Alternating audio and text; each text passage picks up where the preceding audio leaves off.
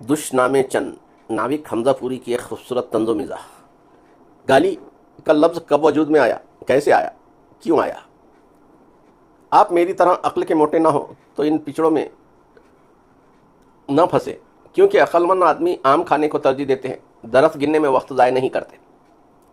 यह दुरुस्त है कि जाली जाल की तानीस है, लेकिन इस पर गाली गाल की तानीस नहीं। ठीक इसी तरह माली माल की तानीस नहीं।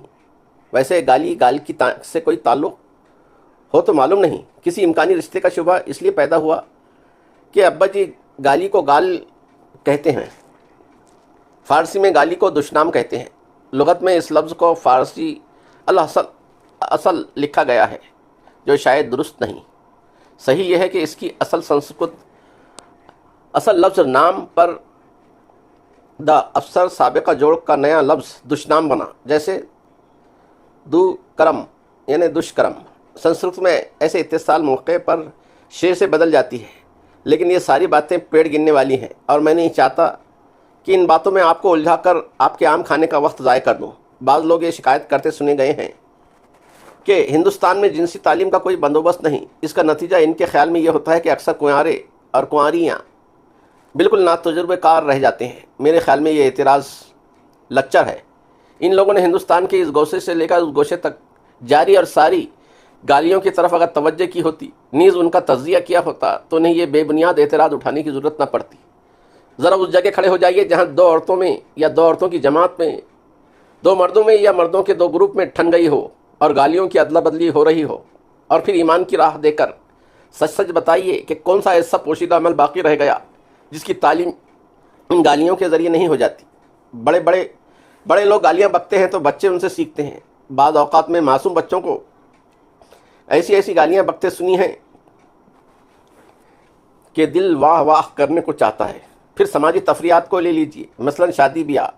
ये वो ख़ास मौका होता है जब आपके अल्फाज में कुंवारे और कुंवारियों को बाज़ अहम जानकारी की फौरी ज़रूरत होती है।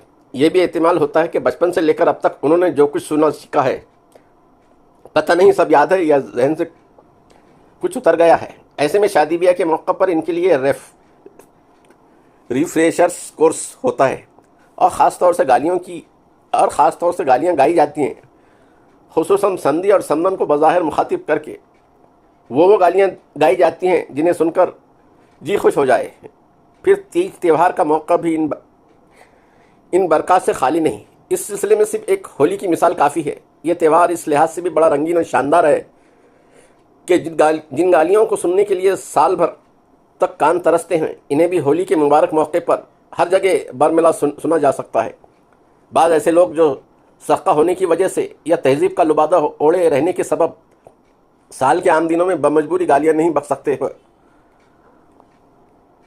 होली का बेकरारी से इंतज़ार करते हैं ताकि बबांगे दहल गालियों का इस्तेमाल कर सकें और इनकी सखाफत पर हर्फ भी ना आए।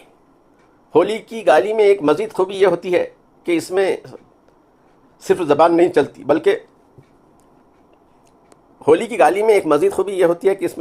चलती, बल्कि नाच गाकर, हिल डोल कर, हरकत व सकनात से हाव भाव बता के गालियों की अमली तशरीह भी कर दी जाती है। गाली बकने वाला अगर भंग या शराब के नशे में हो तो फिर इन तशरीहात में कुछ ज़्यादा ही बेबाक होता है। जिंदाबाद होली, पाइंदाबाद गाली। इन सारी सहूलतों के बावजूद जिन लोगों को मज़कूरा बाला एतराज़ है कि वो शायद मगरबी मुल्कों की तरह खुली छूट चाहते हैं, ऐसी हालत में उनसे अर्ज़ है कि भैया ये हिंदुस्तान है। हम इशारे किनारे में जो बता देते हैं इसी को गनीमत समझो। थ्योरी तो हम बता ही देते हैं, वक्त आने पर प्रैक्टिकल खुद कर लीजिए। लोग कहते हैं गुस्सा गाली की माँ है। इस सिलसिले में कहावतों पर गौर किया। मसलन काहिली इफलास की माँ है, मेहनत सरवत की माँ है, ज़रूरत ईजाद की माँ है। तो इन तमाम कहावतों में काहिली, मेहनत, ज़रूरत सब की सब मुअन्नस है, इसलिए इनकी माँ होने का कलाम नहीं। लेकिन गुस्सा मुज़क्कर है, ये माँ कैसे हो गया? अगर गुस्से को गाली का बाप ही कहा जाता तो कौन सा पहाड़ टूट पड़ता। वैसे भी तख्लीकी अमल में बाप भी آخر ساجدار ہوتا ہے۔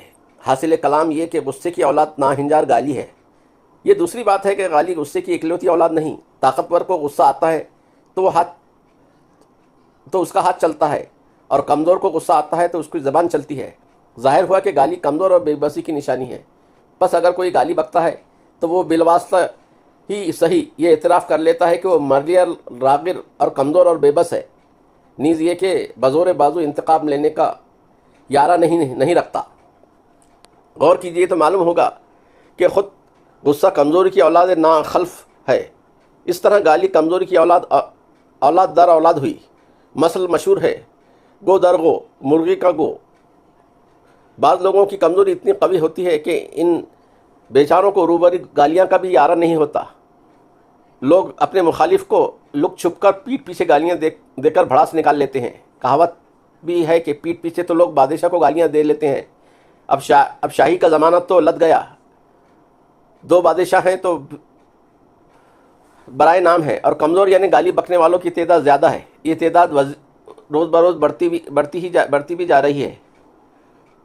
اس لیے اب لوگ بادشاہ کے بدلے ایم ایل اے اور ایم پی اور صدر ریاست کو گالیاں دیتے ہیں۔ کچھ لوگ کہتے ہیں کہ گالی گاندھیائی فلسفے کے عین مطابق ہے، یعنی یہ ایک ایسا انتقام ہے جو سراسر عدم تشدد کی مثال پر قائم ہے۔ آپ غصے میں لاٹھی چلا دیں، بندوق داغ دیں، یہ سرتاپا تشدد ہوگا اور ان کے نتائج خطرناک بھی ہو سکتے ہیں۔ لیکن کوئی صرف گالی بکنے پر اکتفا کرے تو اس سے کسی کا نقصان نہیں ہوتا۔ آپ مجھ سے اتفاق کریں کہ یہ گاندھیائی فلسفے کی توہین ہے۔ اگر واقعتاً ایسا ہوتا کہ گاندھی جی نے کبھی نہ کبھی گالی ضرور بکی ہوتی، میرے خیال میں یہ بے پر کی سیاست دانوں کی اڑائی ہوگی۔ ہر سیاست اپنی باتوں میں وزن پیدا کرنے کے لیے موقع بے موقع گاندھی جی کا نام ضرور لیتا ہے۔ میرے خیال میں گالی کسی کروٹ سے کوئی انتقام نہیں، یہ صرف کافی ہے تشفی کے لیے گڑ کا ملیدہ ہے۔ یہ بات یہ ہے کہ کوئی کمزور ہو یا مریل انتقامی جذبہ تو رکھتا ہے۔ ایسے میں اگر بیچارے کو گالی کا بھی سہارا نہ ہوتا تو وہ بے موت مر جاتا۔ اس لیے گالی دے کر وہ اپنے دل کی بھڑاس نکال لیتا ہے اور بس۔ گالی پر کسی کی اجارہ داری بھی نہیں۔ جس طرح دھوپ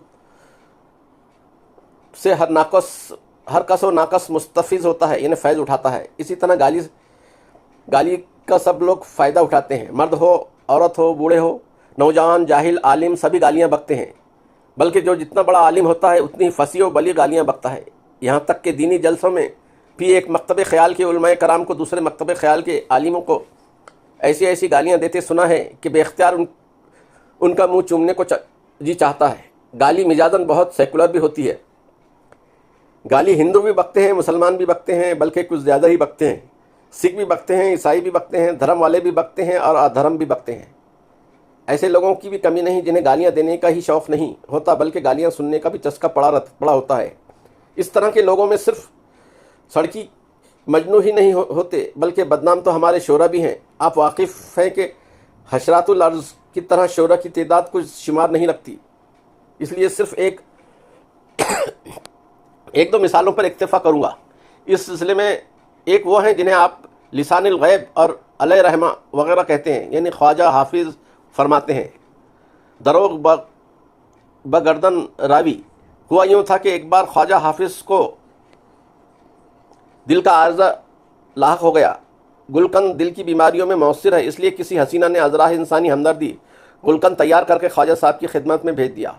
حافظ نے گلقند واپس بھجوا دیا اور کہلا بھیجا کہ گلقند میرے دل کی بیماری کا علاج نہیں، مجھ پر ایسی ہی مہربان ہو اور میری شفا یابی کے لیے ایسی خواہاں ہو تو آ کر چند بوسے دے جاؤ، بھلے ہی اس کے ساتھ میری ماں بہنوں کو 10-20 گالیاں بھی دے ڈالو، مجھے اعتراض نہ ہوگا۔ مجھے معلوم ہو ہی نہ سکا کہ حسینہ نے اس پر کس رد عمل کا اظہار کیا، لیکن اتنا تو معلوم ہو ہی گیا کہ امراض قلب کا علاج بوسہ بازی اور گالیوں سے بھی ہوتا ہے۔ گالیاں سننے کا شوق آن جہانی چچا غالب کو بھی تھا۔ یہ دوسری بات ہے کہ حافظ کی طرح اس کا برملا اعتراف کی ہمت وہ نہیں بٹور سکے اور گالیوں کو رقیب کے سر تھوپ دیا۔ کتنے شیریں ہیں تیرے لب کے رقیب، گالیاں کھا کر بے مزہ نہ ہوا۔ اپنی اہمیت اور حوصلے کے مطابق گالیوں سے لوگوں نے مفید کام بھی لیے ہیں۔ مثلا ایک بار میں گیا میں ایک فقیر کو دیکھا تھا، بسم اللہ ہوٹل کے سامنے کھڑا تھا۔ ہوٹل میں جانے والوں سے پہلے گھگیا کر ایک چوانی مانگتا تھا۔ لوگوں نے دے دی تو ٹھیک، نہ دی تو فقیر مذکور گالیوں سے نوازنے لگتا تھا، یہاں تک کہ آدمی کا منہ بند کرنے کے لیے گھبرا کر ایک چونی اسے تھما دیتا تھا۔ جو لوگ اس کی عادت سے واقف تھے وہ گالیوں کی نوبت آنے سے پہلے ہی اس کی ہتھیلی پر چونی رکھ دیتے تھے۔ سنا ہے اس طرح وہ فقیر ہر روز اچھی کمائی کر لیتا تھا۔ بے روزگاری کے اس دور میں نامعلوم کتنے لوگ اس نسخے سے فائدہ اٹھا رہے ہیں۔ آپ بھی بے روزگار ہوں تو اسے آزمائیے، اس کا خوف نکال دیجیے کہ گالیوں کا جواب کوئی لپڑ تھپڑ کر بیٹھے گا۔ یہ ہندوستان ہے۔ اب سوانگیوں کو لوگ یہاں مجذوب سمجھتے ہیں، اس فقیر کو مجذوب ہی سمجھتے تھے۔ سادھو فقیر کا قصہ چل نکلا ہے تو عرض ہے کہ ایک گری ڈھے میں میں نے ایک سادھو کو بھی دیکھا۔ گاؤں والے اسے پہنچا ہوا مانتے تھے اور عورتیں اس کے پاس بناؤ سنگار کر کے مراد مانگنے جاتی تھیں۔ سادھو عورتوں کو ایسی سڑی گالیاں دیتا تھا کہ توبہ بھلی۔ لطف یہ ہے کہ جس عورت کو سادھو نے گالیاں دے دیں وہ اپنے آپ کو خوش نصیب تصور کرتی تھی اور اپنی دانست میں بامراد لوٹتی تھی، اور جسے گالیاں نہ دیں وہ اپنی کم نصیبی کا ماتم کرتی ہوئی واپس ہوتی تھی۔ میں نے سادھو کی قسمت پر رشک کیا تھا۔ قصیدہ نگار شعرا کا حال بھی گیا والے فقیر سے کچھ زیادہ نہیں تھا، بلکہ تعجب نہیں کہ فقیر مذکور نے شعرا ہی سے یہ طرح سیکھا ہو۔ قصیدہ گو شاعروں کا وتیرہ یہ ہے کہ پہلے ممدوح کی شان میں قصیدہ کہتے ہیں، صلہ مل گیا تو ٹھیک، ورنہ قطع کر صلے کا تقاضا کرتے ہیں، پھر اگر تقاضا بھی بے سود ثابت ہوا تو گالیاں بکنا شروع کر دیتے ہیں۔ مشہور قصیدہ نگار انوری نے اس کا اعتراف کیا۔ سہ بیت رسم بود شاعراں تالے را، یکے مدی وگر قطع تقاضائی، اگر بدا سوم شکر ورنہ داد ہجا، ازیں چی دو گفتم وگر چے فرمائی۔ غور کا مقام ہے کہ دگرچہ فرمائی کا جو مفہوم ہے وہ کسی غزل کی دھمکی سے کیا کم ہے۔ اس سے بھی بڑی بے ادبی اور کیا ہوگی کہ ہجو کو بھی بے ادبوں نے اصناف ادب میں شمار کر لیا، حالانکہ ہجو کیا کھلی گالی ہے۔ اور شعرا اس سلسلے میں عقل کے ایسے